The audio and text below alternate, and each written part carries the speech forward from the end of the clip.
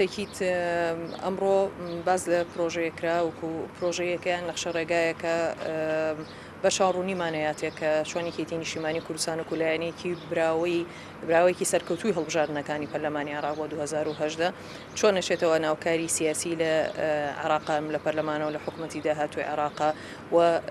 پێشبینیەکانی چۆن ئەبێت و خۆ ئامادەکردنی بۆ هەموو ئەگەرەکان چۆن ئەبێت لە چوارچێوەی پرۆژەیەکە کە زۆر لە هەواڵانی سەرکردایەتی و توێژیان لەسەر کرد گفتوگۆیەکی زۆری لەسەر کرا لە دوایەوەش لە هەنێ فەقەراتیش پەیوەندیەکێتی نیشتیمانی کوردستان و پەیوەندیمان لەگەڵ هێزە کوردستانیەکان سەبارەت بە هەڵبژاردنەکانی داهاتوی هەرێمی کوردستانیش و چۆنێتی بەشداریکردنیشمان لەگەڵ ئەم هێزە سیاسیە کوردیانە بە هەمانەنگی بەتەکی لەگەڵ هێزە سیاسی عێراقیەکانە لە کارکردنی داهاتوومەلەن و